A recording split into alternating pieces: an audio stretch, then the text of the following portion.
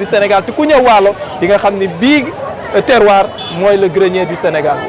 Richard Toll Seck chaîne bi leen gën a jege voilà kon yéen a ko gisandoo noonu la semaine nationale de la jeunesse du département Dagana gis nga tey ñu ngi fii nga xam ne mooy préfecture bu Dagana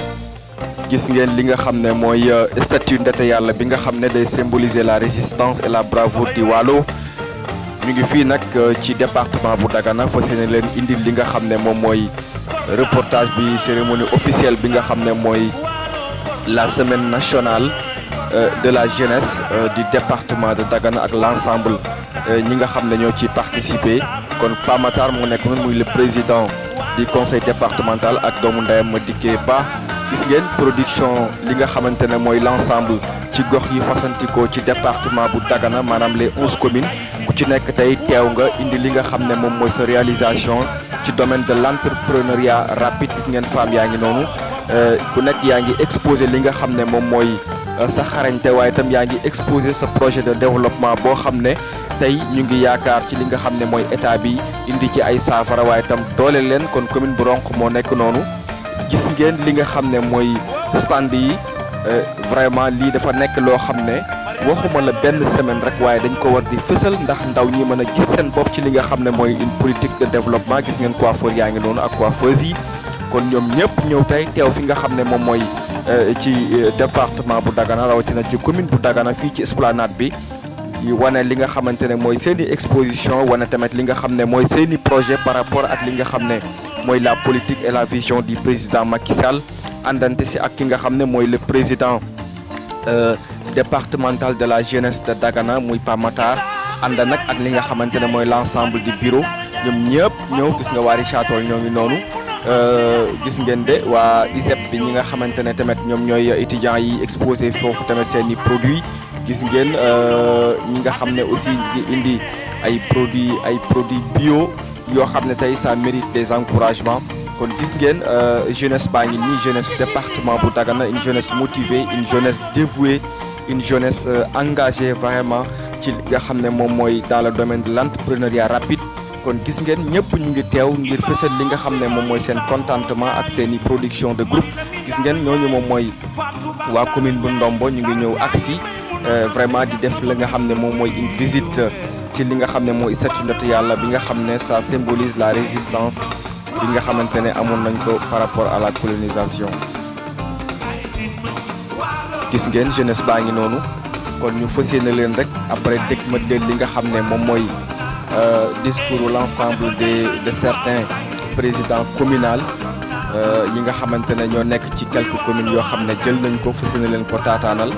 ngeen mën ci am benn jàngat bu am solo kon lii lépp rek c'est grâce au président bi nga xamante ne mooy le Pa Matar Ndiaye di président départemental ko ñu déglu leen quelques orateurs par rapport à la cérémonie. waaw d'abord maa ngi lay gërëm di la sant si vraiment opportunité bi nga may pour ma def intervention si seen site bi maa ngi tudd Ibrahima Gueye président conseil communal de la jeunesse de Rosso Sénégal. tey ñu ngi fii si Dagana semaine départementale de la jeunesse ñëw fii vraiment pour participer si activités yi fi am yi ñu ñëw fi nag ànd ak suñuy délégation de 28 personnes comme ni ko comité bi bëggee si discipline yëpp comme ni nga ko xamee théâtre danse musique athlétisme poésie couture coiffure bon ak transformation ak yeneen donc ñu ñëw indi suñuy ànd ak suñuy jeunes vraiment pour participer si vraiment activités yi du ñu ñëw nag non seulement pour participer mais ñëw pour gagner aussi tamit du ñu ñëw pour compétir parce que compétition la ñu wax parce que du ñu bëgg a dem vraiment phase régionale dem phase nationale donc représenter la commune de Rosso dignement donc loolu moo tax te vraiment ñu ñëw avec une forte délégation ànd ak vraiment des gens yoo xam ni ñoo ngi si biir groupe bi vraiment encadrer jeunes yi si côté sport waa si côté poésie ak théâtre yëpp. par exemple ki ma taxawal nii c'est Ahmed Saloum Fall vraiment mu nekk si bokk si accompagnateurs yi donc ñu ñëw vraiment pour vraiment comme ni ma ko waxee participer si semaine bi et puis vraiment gagner maximum de trophées vraiment yóbbu ko Rosso vraiment loolu daal mooy suñu objectif si. Yirim Ndiaye la président conseil communal jeunesse Ndombo bon comme chaque année la commune Ndombo activité mel na si participer donc du gulet bi mooy presque 4e participation si semaine départementale de la jeunesse donc ñu xam objectif yi mooy rafetlu les liens d'amitié entre les jeunes yi nga xam te ne ñu ngi si département bi fexe ba jeunes yi xamante fexe ba également jeunes yi xamante ne ñu ngi si gox bi am esprit d'entrepreneuriat li nga xamante ne mi ngi nelaw seen bopp bu ñu ñëwee fii ñu partagé bu génnee ko loolu également bokk na si nga xamante ne moo leen fi dajale bokk na également surtout mbirum culture également ñu également ñu dévoilé ko loolu moment la ba nga xamante ne tax na ñu gën a yokk ñu teew si semaine départementale édition 2021. en fait maa ngi nuyu ñëpp di sant ñëpp di gërëm ñëpp di wax ne tey dañ fi nekk dans le cadre de la semaine départementale de la jeunesse donc mu nekk ay activités yoo xam ne activités ndaw donc qui se passe presque tous les 3 ans donc mbir mi également aussi lu ko tax a jóg mooy au moins raffermir les liens nit ñi gën a xamante population da nga gën a xamante donc man def ay activités civisme citoyenneté donc lépp lu yoo xam ne xale da koy def pour ëllëg comme ëllëg bu réew quoi donc tey loolu lañ fi nekkee tey la cérémonie officielle bi donc en présence des autorités administratives et locales pour que au moins ñu def lancement bi tey aujourd'hui quoi. maanaam tey gis nañ ci jeunesse département bi yëpp. waaw dañuy def ay compétition. très bien waaw dañuy def compétition yi nag c'est compétition yoo xam ne scène la day am compétition yoo xam ne yi jëm ci wàllum athlétisme théâtre danse culture donc musique donc lépp loo xam ne xale bi da koy def ñu dem au moins promouvoir les jeunes talents surtout xale yi nga xam ne dañu am ay 15 ans 17 ans mën leen au moins tette pour ëllëg ñu mën a doon comme de grands champions dans leur domaine quoi. donc loolu la ko. ngay am fii ah. aywa ma dikkee tey journée bi lan moo ko waral ak lan mooy seen taxawaay ak yow lan nga ci. jërëjëf Lamine. tey comme ni nga ko gisee ñu ngi amal semaine départementale de la jeunesse fii nga xamante ni mooy Dagana. mu nekk mbir mi nga xamante ni fépp Sénégal actuellement ñu ngi koy def. ñu ngi koy fêter les 48 départements du pays sont en train actuellement de fêter ou bien même de célébrer la semaine départementale de la jeunesse pour permettre les jeunes ñu mën a s'épanouir pour permettre les jeunes ñu mën a compétir pour préparer les Jeux olympiques de 2026. État du Sénégal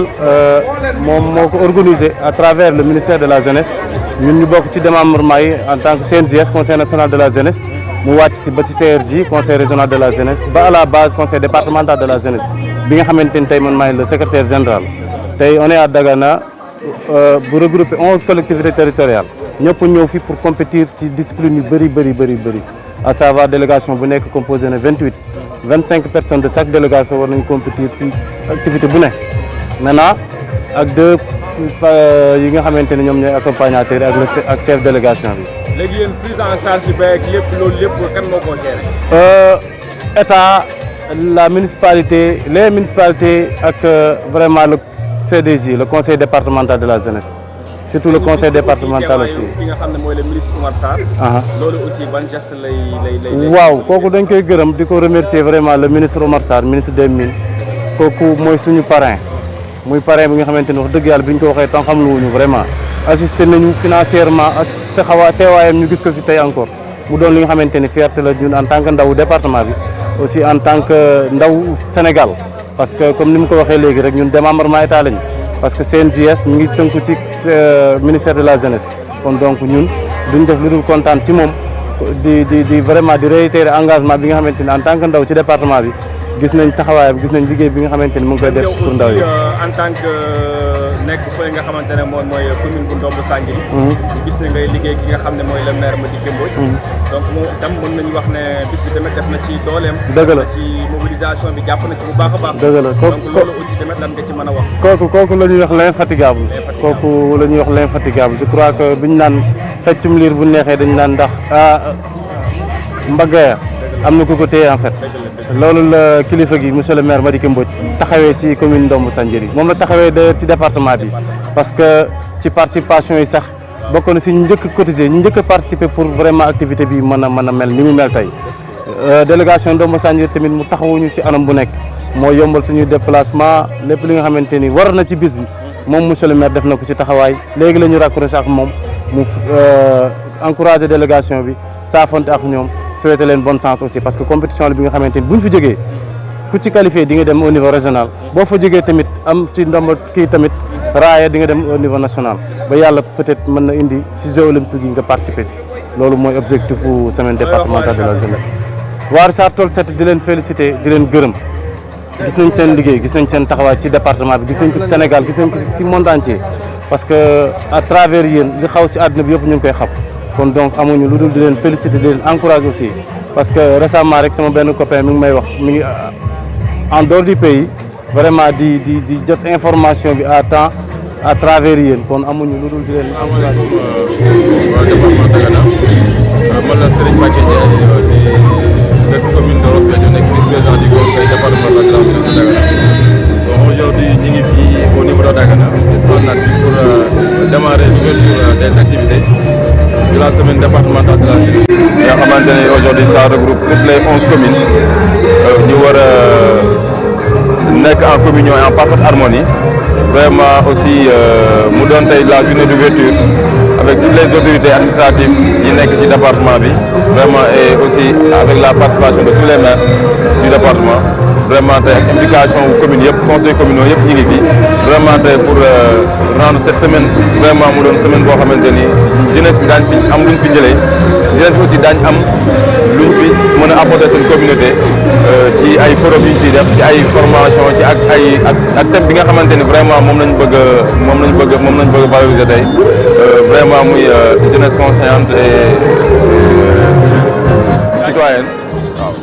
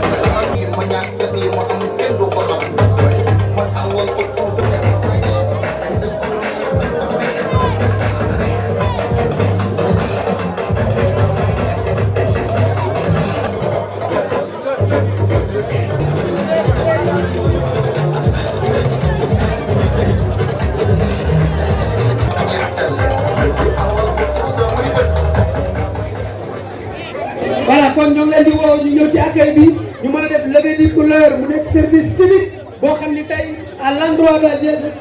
ay leçon la ay apprentissage la ay xam-xam la yoo xam ne tey dañ ci feeñ kon monsieur le ministre Omar Sarr le président du conseil départemental ñu ngi doon di ñëw monsieur le préfet nekk ñoo xam ne tey ay valeurs la ñu à travers le département kon ñoo leen di taxaw à travers cette activité bi nga xam ni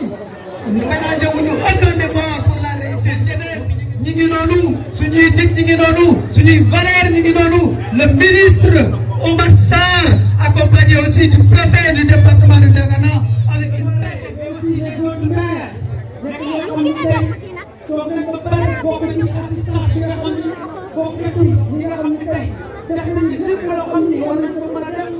pour permettre l'organisation de la semaine départementale donc mu nekk semaine boo xam ni semaine bu am solo la à travers national ñuy wax ci thème yoo xam ne am solo la jeunesse citoyenne et valeurs de l'État donc ñuy xaar ñi ko xam ni le parrain le grand maire le ministre Omar Sarr mu nekk koo xam ni tey kenn dootu ko tegtal kenn dootu ko rëcce mu nekk koo xam ni suñu xam la sur la détermination sur l'engagement mais surtout sur compétence bi nga xam ne am na ko à travers le pays mais aussi à travers l'Afrique kon tey la engagé dans le département de Dagana c'est koo xam ne tey expérience donc aujourd'hui c'est pour la jeunesse dans cette semaine départementale ñu mën a wane loo xam ne mooy citoyenneté ñu mën a wax loo xam ne mooy valeur de la République jëf yoo xam ne dina ko détaillé par rapport jotoon am moo tax dañ tey waxee noonu ñu commencé lever les couleurs avec le ministre, le parrain, le maire. waaw bu ñu le CDJ kenn koo xam ne dinañ ko woo ci taxawaay te du wane li nga xam ni dëgg-dëgg moom la ñuy xaar ci moom wala sax lu ko sut donc monsieur Mamadou Diallo ñu ngi lay dalal di leen jaajëfal monsieur Bamba Diallo di leen ziar bu baax les parrains monsieur le maire Omar Sarr nekk koo xam ni kenn koo xam ne tey ci taxawaayam monsieur Bamba Diallo un jeune exemplaire bu ñu doon di ñëw ci taxawaayam ci wàllu entrepreneuriat ci expérimental. Mesdames et messieurs les chefs de services départementaux et communaux, mesdames et messieurs les maires et mesdames et messieurs les élus, tous les élus du département de Dagana, qui soient des conseillers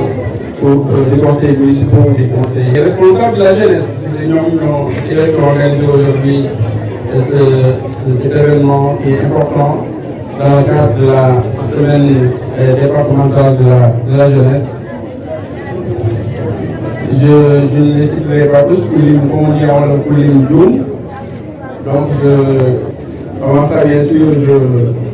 je pense aux familles des bébés qui ont disparu hier à Tiaoum. Et cet événement fait que, bien sûr, aujourd'hui, il y aura moins de tam-tam, moins de rumeurs, comme on dit. Et on pense fortement à ces familles, et c'est le Sénégal. Et donc, je voulais vraiment rendre hommage et penser fortement à ces familles-là, des 11 disparus. Ensuite, je disais que je n'étais pas vraiment heureux d'être là à Dagana aujourd'hui pour participer à cette semaine importante, cette semaine de la jeunesse. Normalement qui devait être une fête de la jeunesse, mais en tout cas cette semaine. Parce que quand même, toutes les jeunesses, nous tous qui travaillons, nous tous, les différents responsables, les différents responsables de l'administration, nous tous qui travaillons, c'est parce qu'il y a une jeunesse qui demande, il y a une jeunesse qui existe, et il y a une jeunesse qui combat, il y a une jeunesse qui en veut et qui se bat tous les jours. Donc c'est pour ça aussi que nous battons pour construire nos départements, pour construire nos communes, pour construire le Sénégal. Donc c'est avec vraiment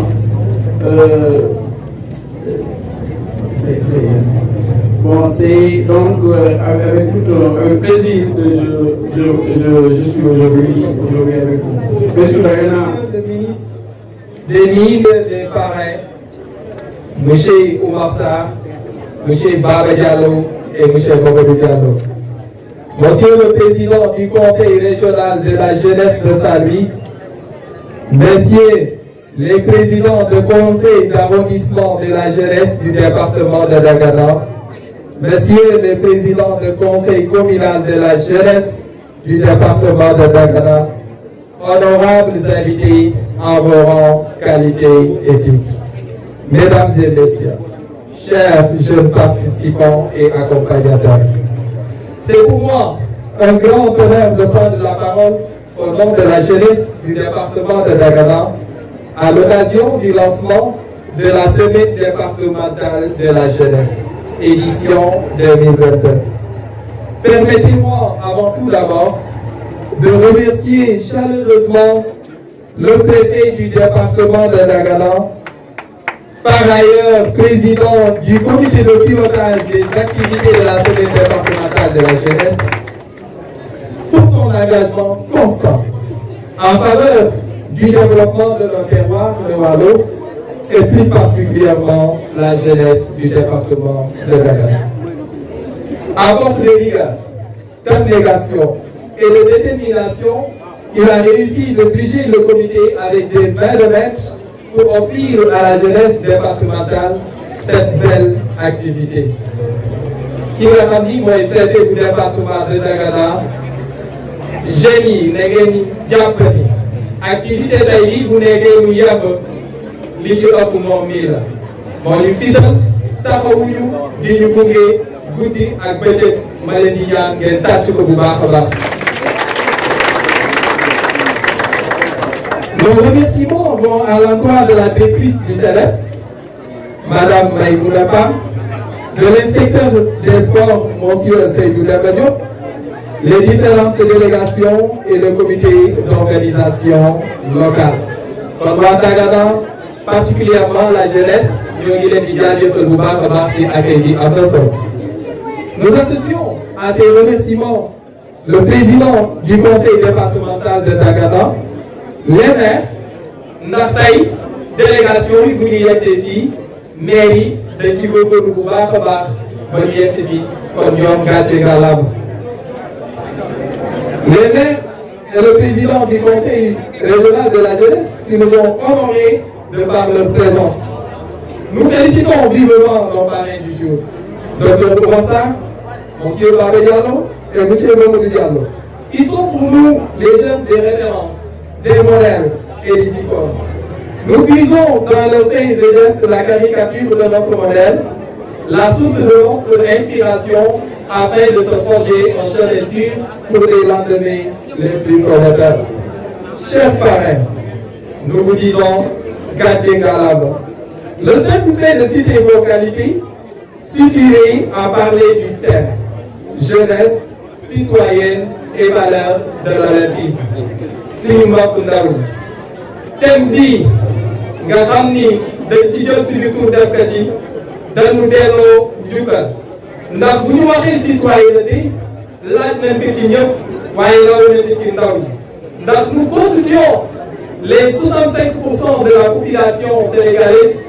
waaye am nañu yaakaar ni tey ni ñu fi ëppee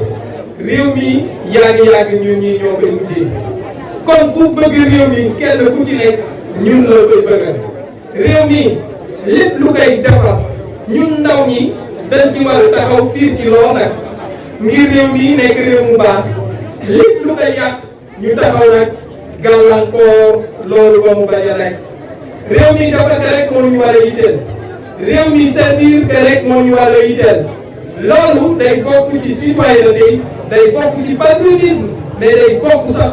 ci wàllu diine ndax ñi nga xam ni tey diine yi nga xam ni ñoo ëpp fii tey ci Sénégal ma mën a cité tey ki nga xam ni mooy sallallahu alayhi wa sallam dafay faral di ñu wax ni man lam yahtama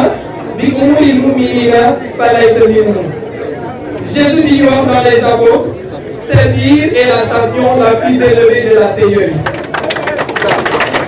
kon ñun taxaw jonn dëgër nekkal suñu dëkk daf ñu war guddi ak bëccëg waruñu ci toog fi dara yoon ñun ndaw ñi war nañu jox loolu ñu ni tali bi de baale nañ ko fële ba oto yi mënuñu jàll ñu ni ñan ñoo ko def ñu ni ndaw ñi loolu war nañ ko jokkale suñu bopp ñoo ngi taal fële fële wala ñoo ngi yàq station yi wala ñoo ngi yàq ak lu mu mën a doon ñun jeunes yi war nañu bañ suñu tur ñu koy lim ci loolu. vocabulaire bi nga xam ni léeg-léeg dañu koy jagleel muy lan la fukk muy lan muy arme muy lan muy violence nañu bañ ñun moomuñu lool ñun lan lañu moom mooy l'intelligence positive tabax réew mi rek moo ñu ñor ndax ñoo ko moom yaa ngi def suñu war a def benn yoon ndax lu ko yàq monsieur le ministre bii toog ak monsieur le préfet bii toog du ñu jël ci seen poche pour defar la ñu yàq ñun ci suñu alal la ñu waroon def ci éducation wax ko def ci wàllu santé si la ñuy tibb ngir defar loolu kon nañu moytu bu ñu dara yóbbaale ci marirandoo réew mi ku taxaw pour defar pour yàq ko lépp lu mu la jaral pour nga yàq ko na la ko jaral pour nga defar ko waaye tamit ñu tudd ci valeur de l'olympisme. Quand on parle de valeur de l'olympisme dañuy xalaat ñetti baat yi muy lan excellence. Excellence ñun ñu bokk fii ci wàllu mu nekk une zone qui est très bien servie par la nature yàlla ji daanaka dese lu ñu dara ñu am ay bara valide fii dans le département de Dagana jeunes yi ñoo ko kon taxaw développé suñu wàllu bi ba wàllu gën ci Sénégal gën ci Afrique gën ci àdduna bi loolu war na ci ndaw ñi kon ñuy wax ni bu ñu nee amitié jàpp nañ ni bokk na lu ñu ci dajalee ndax tey toutes les 11 communes du département de Dagana dañ fi daje tey dañu fi daje ñii jóge ba Diama ñii jóge Koxol ñii jóge Gaye ñii toutes les communes du Sénégal du département de Dagana fu nekk ñi jóge ñu war a nekk ci benn symbiose nekk ci benn communion bokk ndey bokk baay durant toute la semaine départementale li Pierre de Coubertin di wax l'essentiel c'est la participation même jiital ni participation bi rek moo ci am solo déjà bu ma amoon ndigal bu jógee tey ci préfet dama naa leen bu tous vous êtes des vainqueurs vous êtes des vainqueurs parce que réussir ngeen participer tey ci activité bi kon loolu moo ci am solo nañu dem dans la compétition mais dans la joie ci bokk ndey ci bokk baay loolu rek moo ci am solo boo ngeen xoolee programme bi am na culture am na sport waaye am na artisanat ndax liggéey jaamu yàlla ni ko maam Serigne Touba waxee loolu dafa war a nekk suñu devise ñu dem kon di ñaan chers jeunes du département de Dagana ñoo ngi ñaan semaine bii nga xam ne moom la ñu tàmbali ci jàmm yàlla jeex ci jàmm képp ku dem moo ñibbee tamit nga ñaanal ci tànk yi nga xam ni bébé yi nga xam ni ndeysaan ñoo ñàkk bakkan ci li nga xam ni mooy incendie ba am ci hôpital bu Tivaouane ba tax tey activité bi nañ ko waroon defee dañ koy wàññi waaye ñuy def précision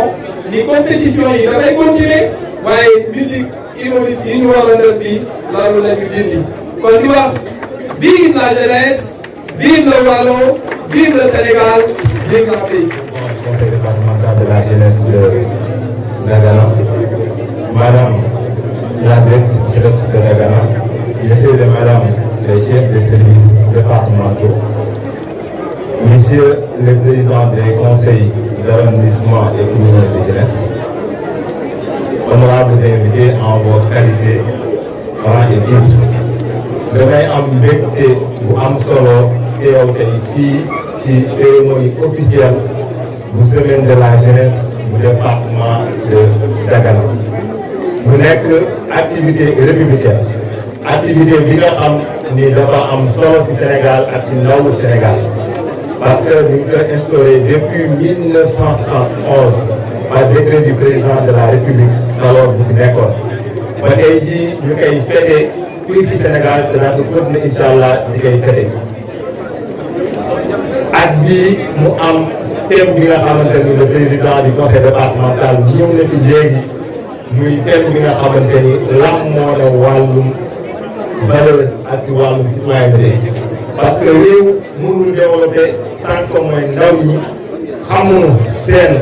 ay valeur xamuñu amanti ay valeur yu am solo ci wàllu boobu noonu tey bu mu ko jaglelee ñun ndaw ñi nga xamante ni maanaam ñun ñooy lim bu ëpp ci biir Sénégal te ñu ngi représenté plus de 70% de la population donc nekk na lu am solo ci ñun ci wàllu boobu noonu buñ nee ndaw ni xëy buñ nee ndaw ni formation buñ nee ndaw ni développement wu réew moo tax ñun ñuy ñaax mooy ndaw ñi ñu gën a mun a lamboo am ay valeurs yi nga xamante ni moom la ñuy xaar ci ñun ba ñun ñu gën a war a mën a gën a liggéey pour suñu réew war a mën a jëm mooy kanam te jàpp naa ni conseil départemental de la jeunesse bu Dagana ci loolu lay xëy guddi ak bëccëg ànd si ak yeneen président des conseils communaux. daanaka tey bu nekkee fii nii ñu compétition bi nga xamante ni maanaam dafa lamboo kii mooy ñàkk wala kii mooy gagné mais compétition la bi nga xamante ni dañuy gën a mën a tax mooy ndaw département yi gën a mën a am symbiose seen biir ñu gën a mën a lëkkaloo gën a mën a lëkkale parce que département wu Dagana nekk na département bi nga xamante ni am na solo bu baax a baax ci biir Sénégal te tamit maanaam am na as koom te lu ko yàlla may daanaka mun naa jàpp ni may ko ay département yu bëri ci biir Sénégal am naa le chef d'antenne zone nord ANPEJ dina fi ñëw ci waxtaan bi parce que bu ne bu ñu xoolee département Dagana am na suuf am na ndox am na climat bi nga xamante ni permettre na pour mu def élevage intensif ak extensif kon tey ñun tey dañoo xam tey ñun tey lan la ñu yor lan la ñu am ci wàllu boobu noonu waaye mu am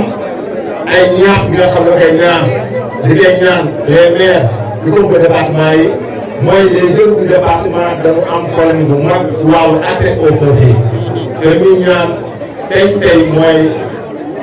les maires monsieur le préfet ñu mun jàppale monsieur le ministre pour accès ñu gën a yombal mooy ndaw ñu am mooy l'accès au foncier ba nga def Sénégal tey gis nañu tey maanaam problème de chômage bi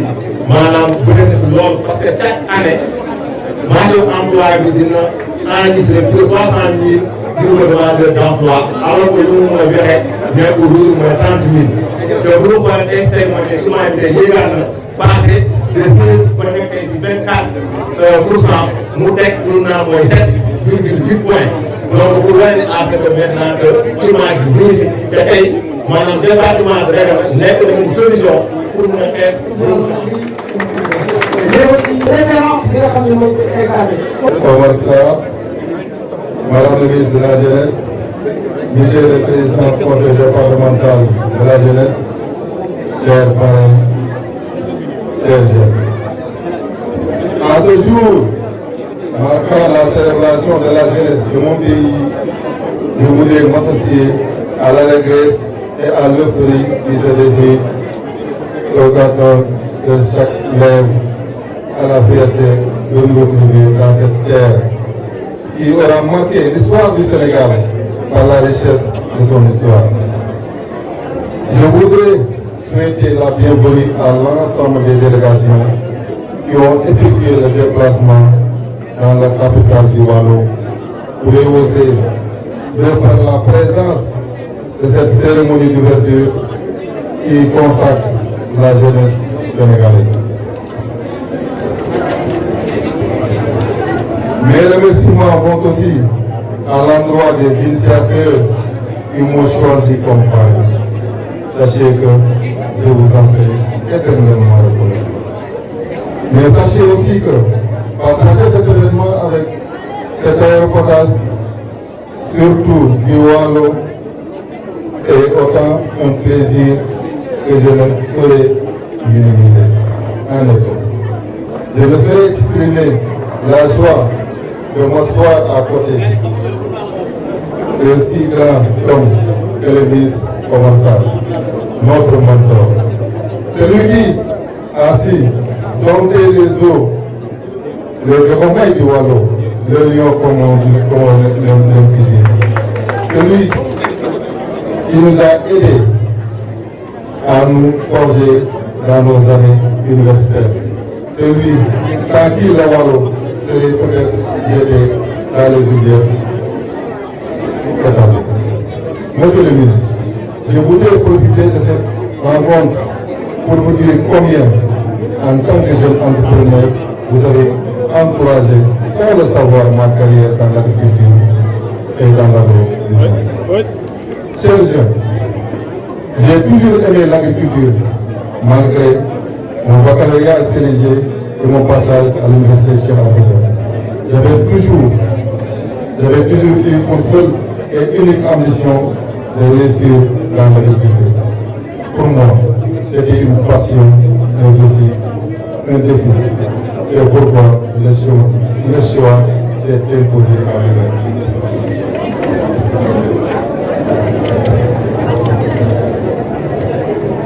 À une carrière universitaire, j'ai choisi le chemin des champs. Dans mon nouvelle de mon université. C'est qu'aujourd'hui, je n'ai pas regretté, car c'est ce qui a certainement attiré l'attention du comité de pilotage. À retenir mon nom sur la très sélective liste des parrains, ce n'est pas un hasard qu'on choisit par le dialogue parmi les milliers de jeunes. Chers jeunes, sachez que dans toute entreprise et derrière toute réussite, il existera toujours des sacrifices, des privations, des primaires, des crispations, mais une abnégation sincère et une détermination sans faille doivent toujours être inscrites en ligne de mire pour une réussite parfaite. Le Waalo aujourd'hui est comme toujours regorge d'énormes potentialités. Le domaine agricole et l'appui du gouvernement dont je salue les efforts ne seraient jamais de trop. Je vous exhorte à croire en vous. Je vous exhorte à croire en vous. Je vous exhorte à croire en vous. En vos rêves et surtout à la possibilité de réussir dans son terroir à travers l'agriculture. domaine que j'ai pratiqué depuis le bas âge et qui m'a beaucoup donné de l'amour. Je ne saurais terminer mon laïus sans remercier quelqu'un qui m'est cher, qui m'a beaucoup soutenu, ma très chère femme. Ma lignée Fatou Mbodj, elle est là, à côté de moi. Oui, mon frère, toi qui sais aujourd'hui, le mot qu'il faut. Ouais,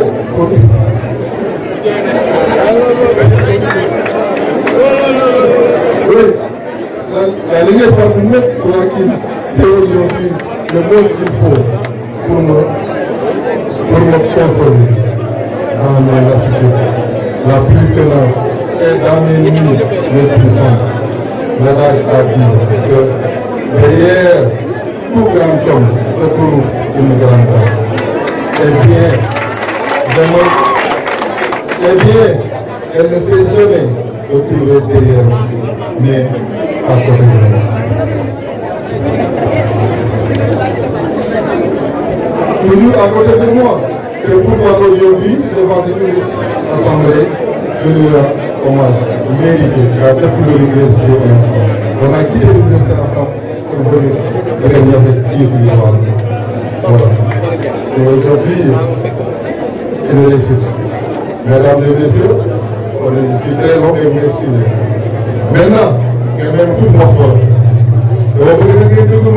faut que nous xoolal si bët waxante dëgg man maa ngi leen di wax ni man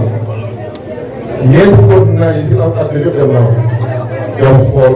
dem jàng di xool mais wóor na ma wóor yàlla dama gis boobu dama gis fii Sénégal moo ko tey yéen ñi yor da ngeen xam xamu leen wallaahi xamu leen wallaahi li ngeen yor xamu leen Sénégal bii manqué wuñu dara Sénégal bii manqué wuñu dara man damay dox ba yàgg ma xool benn affaire nii rek lii war naa si génne xool nii rek xool dem te defaraat yow li nga génn si mu parce que Sénégal lépp yàlla Sénégal bi manqué wu dara et tout récemment j'ai été contacté par le ministère de l'agriculture gambien ñu boole ma ak ay jeunes déjà commencé ñu programme di waxtaan xool li ñu mën a développé seen mbéy mi te pourtant fii la soxee ko man seen doom man seen xarit man nii seen morom fii lay soxee ko te bu nga ma nii ngeen di gis li may béy yëpp ngeen koy dégg wax ngeen koy gis si télé bi amul benn mètre suuf ma nga xamante ni maa ko moomal sama bopp je prends en témoin le préfet je prends en témoin le maire de ma commune si là amul benn mètre suuf ma nga xam maa ko moomal sama bopp te chaque année de Saint-Louis à Matam foo la dégg suuf maa ngi def lu bay ndax dama gëm ni mbay mooy soxla suñu réew. Il y a certains pays qui sont développés sans l'agriculture. Je prends l'exemple du Japon. Mais le destin du Sénégal est lié à l'agriculture. Que vous le voyez ou pas. Après, quand vous nous programmez, tous les projets, tous les écoles, tous les espaces réunis, am nañu dem école bi nekk Bambey ay techniciens ba ñu indi ñu taxaw leen engagé leen dimbali leen si wàllu comptabilité si wàllu coaching bi su ko defee ngeen réussir man mii di wax xam naa li ma ndax si loolu lay yëngu en tout cas wax bi bëri na. mais la loolu aussi man si daal. asalaamaaleykum mbooloo mi maa ngi leen di nuyu kenn ku nekk si yéen turam ak sant si nuyoo bi maa ngi nuyu monsieur le maire monsieur le ministre Oumar Sarr di nuyu préfet Dagana di nuyu mbooloo mi ku nekk wax si mbooloo moom dafa jafe dañ ma pare moo tax mu wax loolu jafe trop mais loolu man affaire jeunesse moom daf ma mos a intéressé man gëmuma tabax kër gi man li ma gën mooy université jox xale yi ñuy liggéey man loolu laa mos a gëm c'est la première fois ma taxaw si kanam mbooloo di wax mosul am politique tamit du sama mbir tey bi ma waxee dañ may parrainé conseil communal de la jeunesse ma ne lépp lu ma jàppoon dinaa ko bàyyi affaire jeunesse moom def ma mos a ñor maa ngi wax sama moroomu jeune góorgóorlu leen bu baax a baax ñeent lu bare amul lu bare kese moom moo am man maa ngi nii français mënuma ko bind A ou B jànguma français arabe laa jàng génn si daara yi mais lu ma gëm lépp lu may def damay xool sama diggante ak sama borom di ko def nit lépp loo manqué am si kaw suuf da ngay seetal mu sell yàlla wàccee ci barke loolu laa amul lu may wax ñoom dégg nga bu baax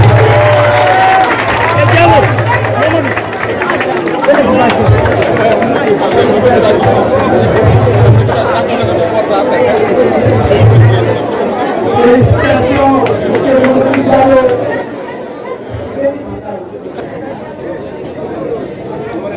Madame la vice-présidente du conseil départemental et tous les conseils départementaux, mesdames, messieurs, les conseillers municipaux de toutes les collectivités du département de Dagana, monsieur le président du conseil régional de la jeunesse, monsieur le président du conseil départemental de la jeunesse, monsieur le président des conseils d'arrondissement de la jeunesse et des conseils municipaux de la jeunesse, mesdames, messieurs les invités, chers jeunes, à l'entame de mon propos, je voudrais exprimer une pensée attristée pour l'ensemble de la population du Sénégal à la tête de laquelle son Excellence le Président de la République, le Khalife général des Tidjanes, le maire de la commune de Tivaouane, la population de Tivaouane, les familles éplorées pour cette douleur douloureuse. Cette douleur qui a frappé le peuple sénégalais et malheureusement l'incident qui a ôté la vie à plus de 11 bébés. Cette situation douloureuse et affecte toute la population du Sénégal. Je voudrais présenter mes sincères condoléances aux familles éplorées.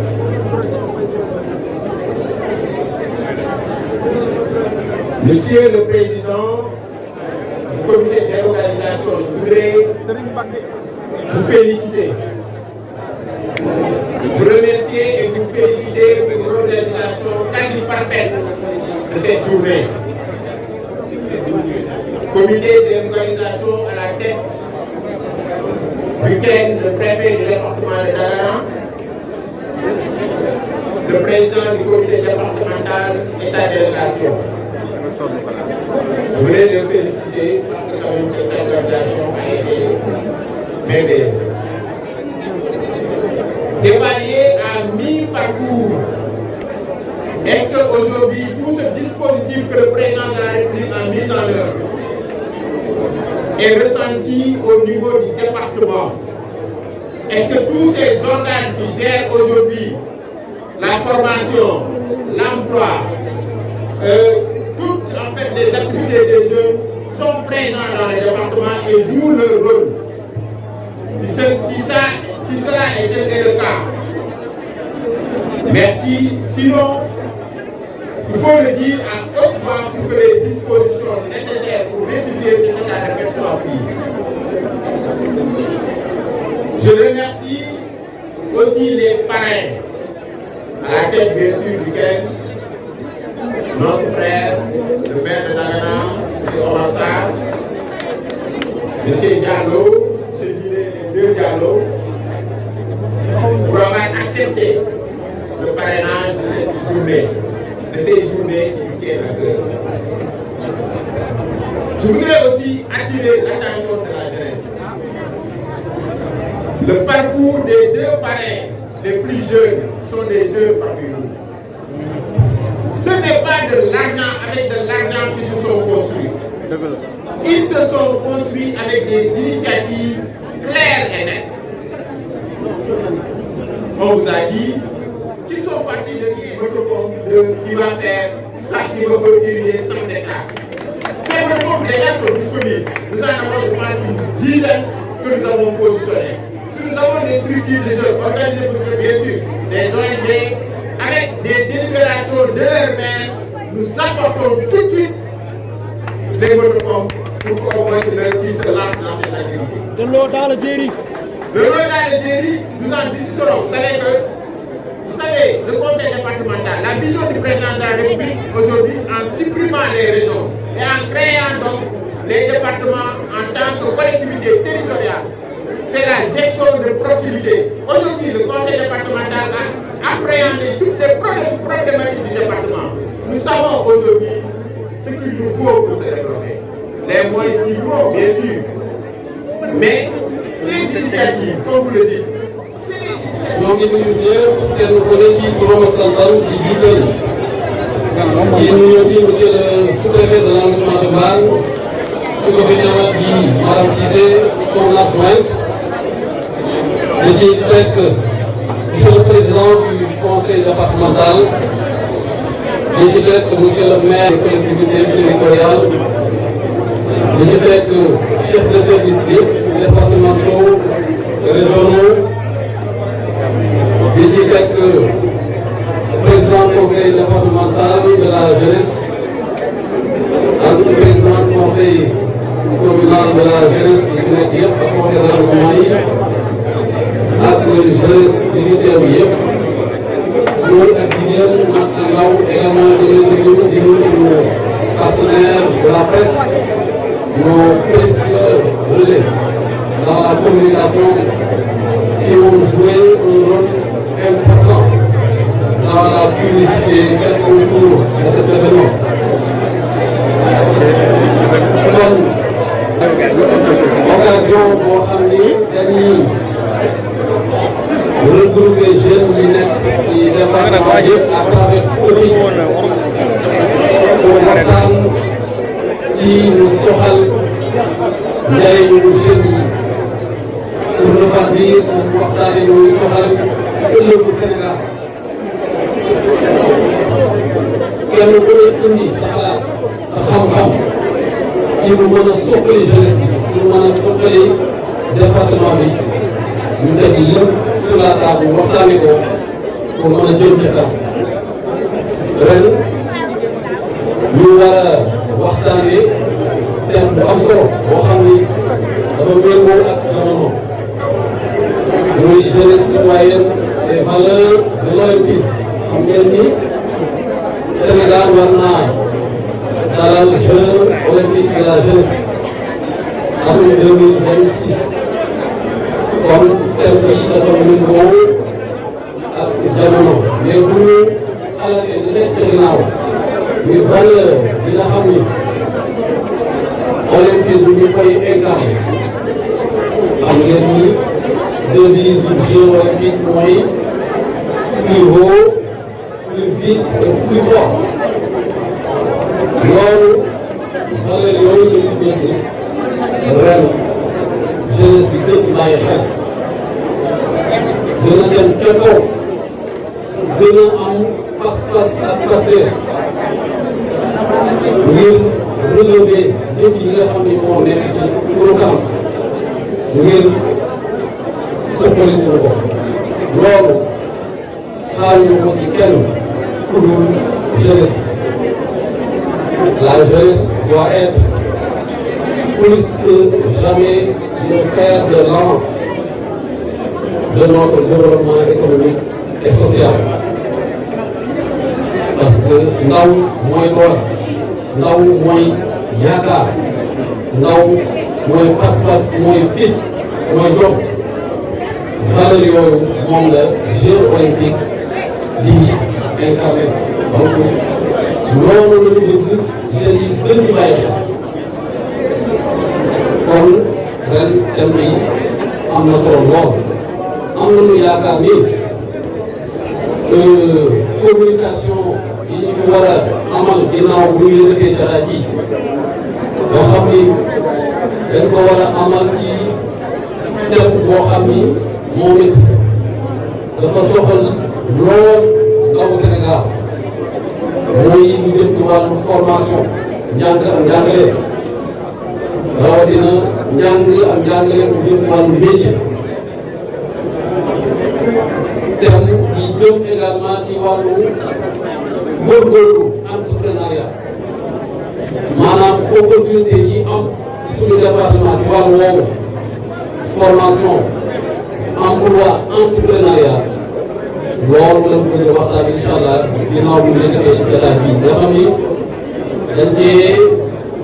invité ay kàngam ay borom xam-xam ñoo xam ni seen ab dugub yëpp loolu la kon am nañu yaakaar bu baax ni bu ñu jibalee waxtaan boobu jeunes yi dinañu gën a am conscience ci opportunité yi nga xam ni moo nekk fii seen dugub kër te ñaari pare léegi nag naa monsieur le ministre Moussa il a fini de faire ses preuves mais bu ñu dégloo bu baax les deux jeunes pare seen parcours fi ñu jaar xam ni ils sont partis du néant fekk dara nekkul nga defoon bëri lu sakkan lu xam ni lu bëri xaj nañ ko donc bu ngeen inspiré wu ci thème boobu bàyyi xel ci leçon yi fi baree jibal sax am na lu njort ni dinañ fi jóge gën a am pas-pas ak passé gën a gëm suñu bopp le jeune bu jógee fii rek dafay jógee ak conviction ak objectif mooy lan damaa war a mën bokk ci ñuy créer ay emploi mais d'autres nekk ay demandeurs d'emploi comme ni ko Mamadou Diallo jàngalee comme ni ko Baba Diallo jàngalee vraiment bu ñu leen mënee caricaturer loolu nasaraan di wax self-made man mooy Baba Diallo ak Mamadou Diallo donc suñu buntu kër yi ngeen seetloo am nañ fi ay exemple yu ma sëkk yoo xam ni bu ñu sukkandikoo ci seen parcours teg seen tànk ñoom fi ñu ko teg kon mën nañu bokk ci ñi tabax département bi ci ñi tabax réew mi kon loolu rek moo nekkoon kàddu gi moo ko guddal ñu ngi dugg wax nañ lépp semaine bi dañu bëgg mu nekk une fête de la jeunesse du département. La fête, je peux dire qu'elle est déjà belle. La mobilisation bi, ce n'était pas évident au départ. Monsieur le président du conseil départemental de la jeunesse et l'ensemble de son équipe, l'ensemble des conseils d'arrondissement et conseils communaux de la jeunesse qui n'ont ménagé aucun effort depuis le lancement pour arriver aux résultats que nous avons aujourd'hui. Mais bien entendu, si on a pu réussir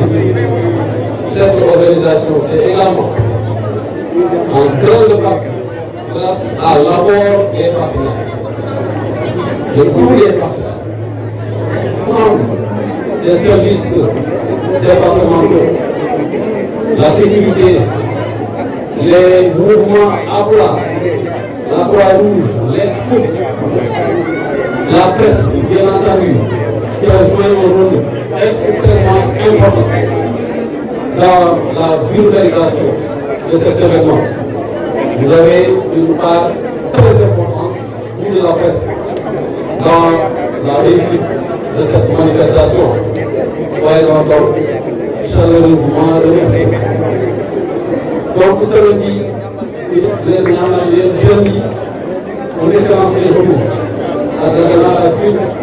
du mot de bienvenue de monsieur le maire. On souhaite plein succès dans cette semaine départementale de la jeunesse à Dagana édition 2022. Salam alaikum wa rahmatullahi wa barakatuh.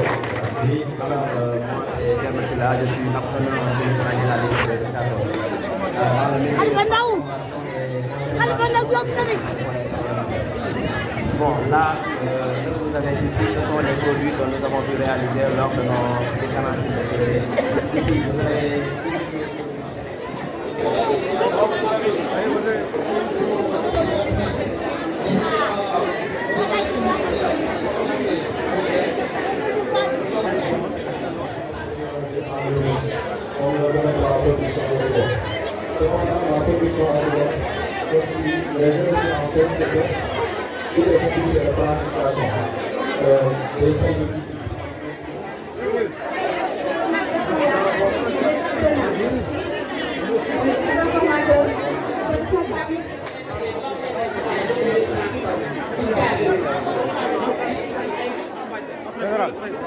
Kanji,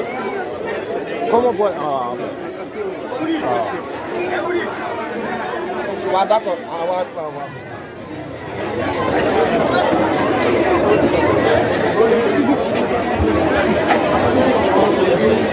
Vous êtes sur le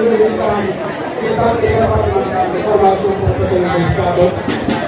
dont le directeur est M. Mokhtar. Donc, tous les parents de cette formation, le Parlement des Africains des déclarations en 1990. C'était à partir de 1997 au niveau des locaux de la scène, la commencé à fonctionner avec l'ouvrage mécanique, ensuite il y a la police de l'élève, et en 2000 avec la commune. Maintenant, donc nous étions 6 métiers. Soit la sauterie qui ont réalisé cette formation préparée, au déposé en Indien. Donc, de façon résumée, voilà les métiers, les différentes formations. En dehors de cela, vous avez le directeur qui est appuyé par le personnel.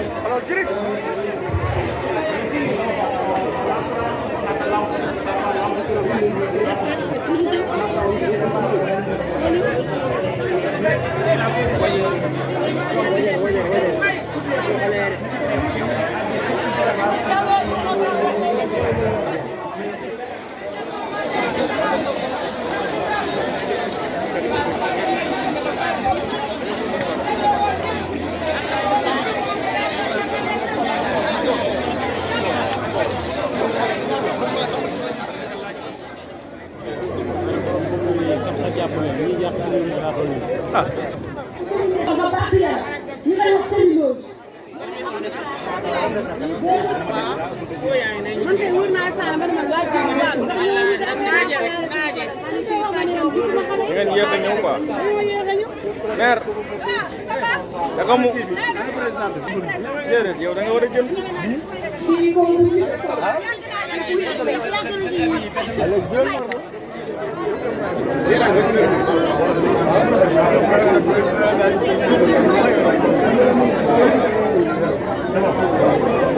Monsieur le Président, d'abord,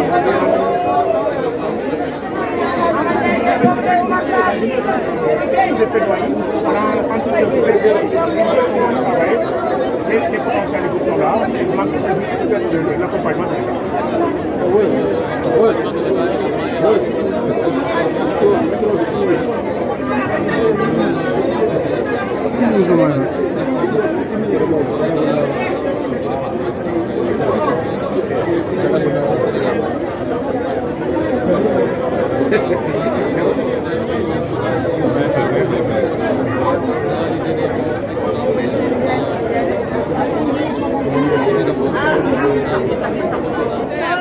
Qui devait permettre aux agriculteurs de faire leurs activités et entre les mains des étrangers. Je ne suis pas en train de faire de la stigmatisation, mais vraiment une grande partie de la terre devait revenir à la jeunesse du département de Dagana et la population d'une manière générale. Mais malheureusement, nous disons à nos collectivités territoriales de faire des efforts dans ce sens, d'accompagner les jeunes. Il y a les structures étatiques comme l'ADER, l'ANPEJ. Nous demandons encore plus d'efficacité. Essayez de redoubler d'efforts, mais aussi de se rapprocher des structures de jeunesse, comme les conseils de jeunesse, parce que tout ce qui se fait pour moi, sans moi, est fait contre moi. Les conseils de jeunesse sont les interlocuteurs institutionnels et privilégiés de l'État, des ONG sur toutes les questions qui concernent la jeunesse. Donc nous demandons vraiment aux structures étatiques de se rapprocher des jeunes pour une meilleure prise en charge de la demande de la jeunesse. Comme ni ngeen ko xamee tey dafa nekk bés bi nga xam ni moom la ñuy lancer la semaine départementale de la jeunesse mu nekk bés bi nga xam ni dañu saisir occasion bi pour amal ci li nga xam ni mooy forum ci wàllu formation ak emploi fii ci département bu Dagana loolu nag liñ ci jublu mooy dëgg-dëgg xamale ndaw ñi ni yii de ay kuréel la yu fi nguur gi teg pour dëgg-dëgg ñu jëmale suñu bopp kanam mais jëmale suñu gox tamit kanam ci loolu ñuy lancer benn appel jëmale ko ci état bi gannaaw effort yi ñuy def ñoo ngi koy rafetlu bu baax a baax waaye nañu xam ni problème suuf problème la d'abord fii ci département bu Dagana suñu président régional wax na ko léegi appel boobu ñun daan naka jeunesse bi fu ñu waxee daan ci dellu si suuf si dëgg dafa jot nag pour jeunesse bi jot ci ndax bu fekkee ñun fii la ñu dëkk fa ñu dëkk ñu mel na fa ay locataire loolu dara gënu ko ñaaw boo xoolee fii ci département bu Dagana mën nañu wax ni c'est un département qui est quasiment privatisé loolu nekkul yoon li ñu gëm mooy suuf si de kenn gënu ci yey waa Waalo rawatina jeunesse bi ndax suñu nee bay nag les bras valides ñoo tax jeunesse bi ñoo tax kon jeunesse bi ñun dañu bëgg dëgg-dëgg mu am une discrimination positive en faveur des jeunes pour dëgg-dëgg jeunes yi mën a jot ci suuf si soqali li nga xam ne mooy suñu Waalo soqali li nga xam ne mooy Sénégal ndax nag Waalo wii jàpp nañ ni mooy la locomotive de l'émergence du Sénégal bu ñu soqalee Waalo rek incha allahu rabbi lii di suñu réew di Sénégal dina soqaliku ndax ñun gëm nañ ni Waalo mooy grenier du Sénégal te ku ñëw Waalo di nga xam ni bii terroir mooy le grenier du Sénégal. jërë ngeen jëf.